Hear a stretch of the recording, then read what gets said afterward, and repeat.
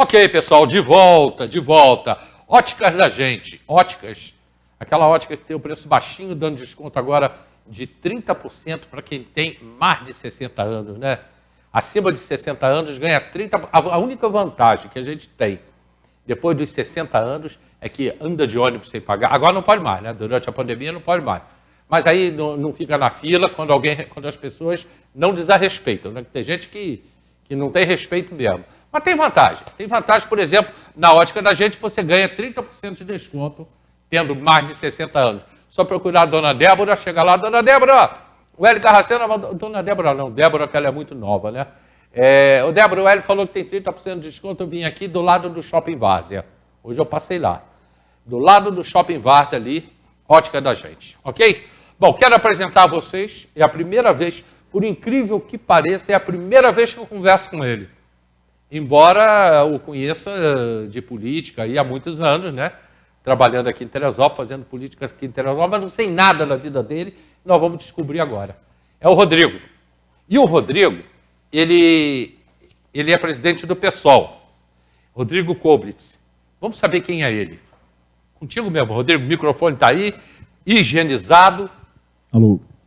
Ok, Hélio, muito obrigado pelo convite. Sim, meu nome é Rodrigo Koblitz, eu sou funcionário do IBAMA, sou ecólogo, doutor em ecologia e também sou presidente do PSOL, como você colocou, participo do movimento Planeja Terê, que é um outro movimento bem interessante para a gente conversar, talvez não hoje, mas em outros momentos, que a gente discute Sudantex, a privatização das águas, etc. Então nós vamos falar hoje. Então é hoje mesmo. E também estou ajudando a organizar o Comitê pela Vida. Esse Comitê pela Vida é um esforço que muita gente está fazendo hoje em Teresópolis para poder tentar ajudar as pessoas que estão passando por um problema que já tinha acabado no Brasil, que é a fome.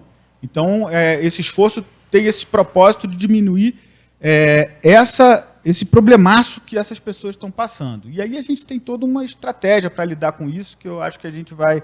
Não sei se eu já começo a falar agora. Não, vamos falando, eu estou te vamos ouvindo. falando? Se eu tiver que fazer pergunta, eu vou nela. Ah, então beleza.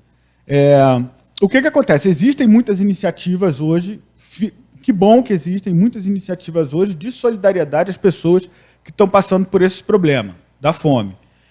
E, na verdade, é bom a gente refletir que essas iniciativas, assim, elas existem, elas acontecem, porque falta uma política pública para isso. Porque se você tivesse uma política pública ou um governo que tivesse administrando toda essa... Interessante que eu falei isso há minutos atrás. Ah, você falou isso? Eu falei isso. Ah, então. Falta uma liderança para comandar tudo isso que está acontecendo. Que pode, inclusive, utilizar a ajuda da sociedade civil, mas que poderia coordenar esse trabalho. E a gente não teria alguma eventual bateção de cabeça aí.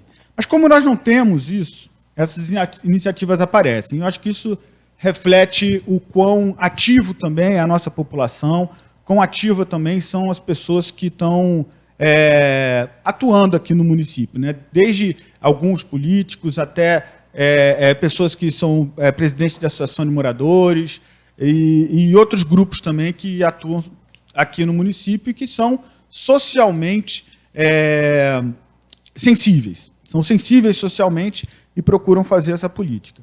O que nós estamos pretendendo com o Comitê pela Vida é não só dar alimentos para as pessoas, de uma forma para quem está precisando agora no gota a gota. A gente está tendo uma estratégia que isso diferencia talvez a gente de outros grupos que estão fazendo essa ajuda, e que todos merecem atenção, respeito e doação, com certeza. Mas o que a nossa estratégia é adotar um grupo de famílias, uma população, uma comunidade, para fazer esse atendimento, né? Para dar esse recurso, que é o alimento, ao longo de algum tempo. Porque muitas pessoas que recebem uma cesta básica ainda se sentem incertas de ficar em casa, porque elas precisam ir para a rua porque ela tem uma cesta básica hoje, mas o que ela vai comer semana que vem? Então, a quantidade de dinheiro que ela arrecada por dia trabalhado é muito pouco, às vezes, sabe? R$30, R$40. Uma pessoa que cata reciclagem, por exemplo, às vezes fica nesses valores aí. É o que ela consegue tirar por dia de serviço. Então, se ela não trabalhar 2, 3 dias antes, ela não vai ter o alimento depois. Então, a nossa estratégia e a gente tem uma comunidade que a gente está com foco, que é o pessoal das casinhas populares lá do Fischer, e a nossa perspectiva é conseguir fazer a doação regular e sistemática para essa população ao longo de 3 meses. E eu já vou falar aqui alguns números, são mais ou menos umas 40 famílias, com umas 140 pessoas, e a gente está calculando aí uma cesta básica na média de R$100 por família, e a nossa meta inicial é essa, de arrecadar R$4.000 por mês para poder fazer a subsistência dessas famílias, em termos de alimento. Então, uma vez que a gente consiga garantir que essas pessoas vão ter comida na mesa, a gente pode entrar com outras políticas de desenvolvimento, né? Uma delas, por exemplo, pode ser uma horta comunitária, pode se ajudar a organizar o próprio processo de reciclagem, que todo o Fischer ali, todas aquelas casinhas populares, uma parte do Fischer, não todo o Fischer, mas uma parte do Fischer, vive desse recurso. Eu aproveito para te falar o seguinte, Hélio, a gente está passando uma situação agora lá no Fischer que é assim, que às vezes a gente não tem a dimensão do que é o drama da fome, o drama da pobreza, sabe? Mas a luta hoje que as pessoas do Fischer estão passando é poder ter aquele lixão aberto no período mais à noite, noturno. Porque eles não têm uma regularidade disso. Então, ele às vezes fecha mais cedo, às vezes fecha à noite, e agora tem fechado cedo. Então, várias pessoas que não conseguem disputar a coleta de lixo, e eu estou falando lá no lugar onde é depositado mesmo o lixo, né? Elas vão um pouco mais tarde, para não entrar na disputa por esse material mais cedo, que muitas vezes é uma disputa que chega até à violência, para você pegar uma garrafa plástica, etc. e tal. Para se ter uma ideia do que nós estamos falando. E hoje nós não temos uma definição clara de que horas fecha o lixão do Fischer para as pessoas poderem fazer as suas catações. Então nós temos que lutar por uma previsibilidade dessa coleta, porque essa coleta sustenta a vida de centenas de pessoas no nosso município. Então, esse, por exemplo, é um passo que a gente precisa dar para poder garantir que essas pessoas que já têm esse modo de sustentação financeira mantenham isso, pelo menos por enquanto, sabe?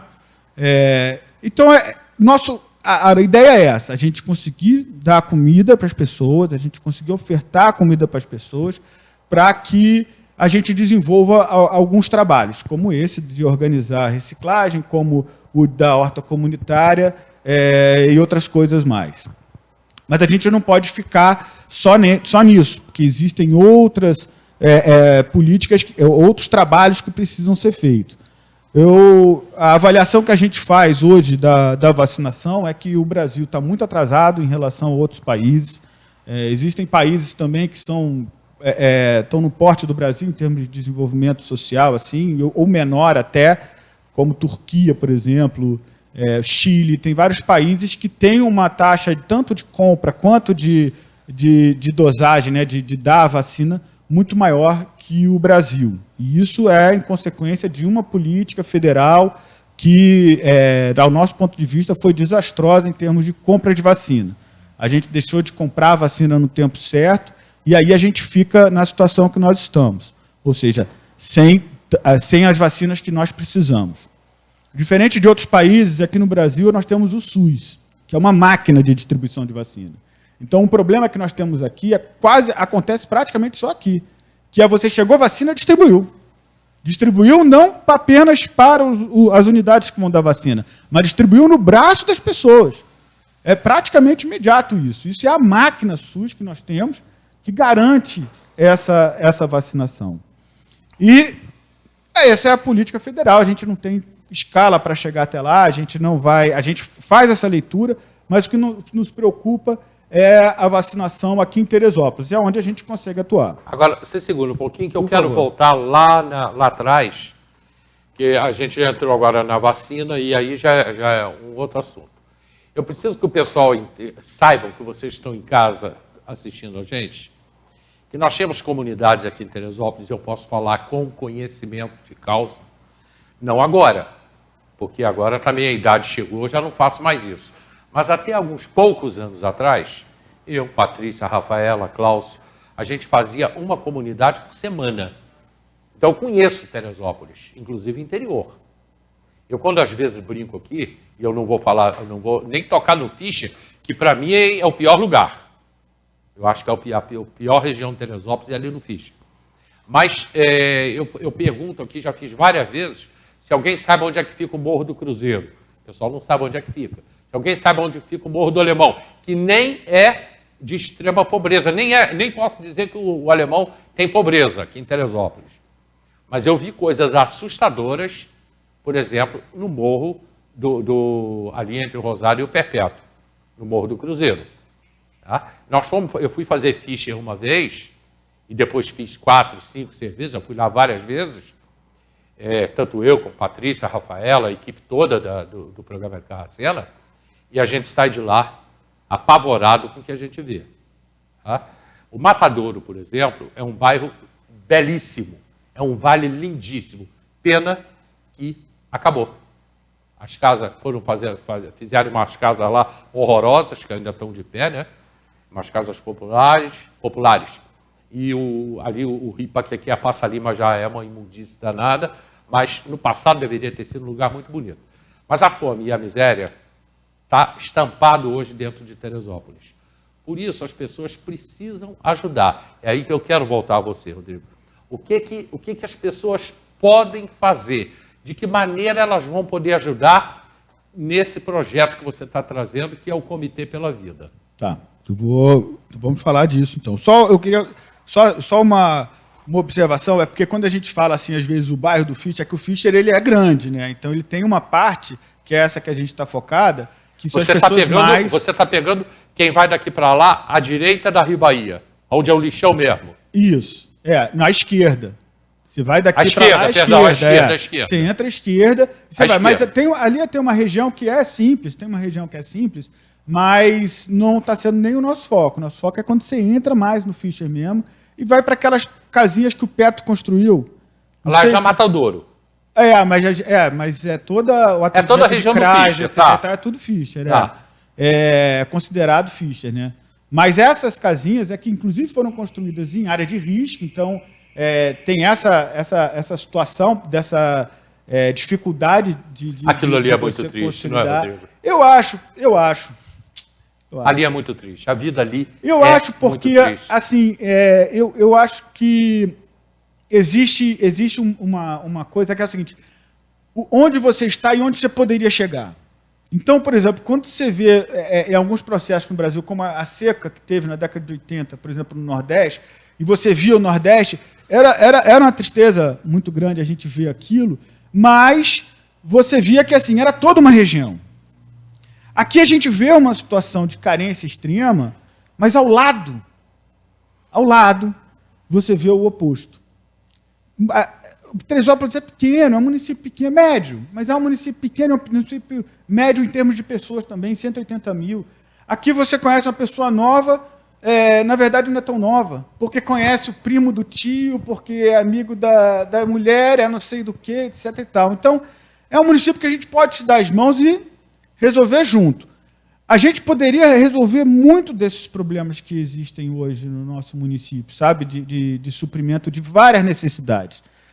Inclusive alimentar, com algumas pequenas mudanças do jeito da gente fazer a política pública. Segura um pouquinho essas mudanças. Sim. Nós vamos continuar falando sobre isso, mas antes eu preciso ir para o comercial, tem comercial agora, e a gente volta já, não vamos demorar. E mais uma vez lembrando das Óticas da Gente, que fica ali ao lado do Vassa Shopping. Óticas da Gente, e agora com 30% de desconto para quem tem mais de 60 anos. Nós voltamos já e vou continuar falando disso, como tentar reverter essa situação de pobreza extrema que está chegando no município de Teresópolis. Está chegando mesmo. Saia de casa, vai em algum lugar, você vai ver que é verdade. Mas tem que sair de casa. Eu sei que a gente está vivendo uma pandemia. Bota uma máscara e vai, por exemplo, no Fischer. Voltamos já.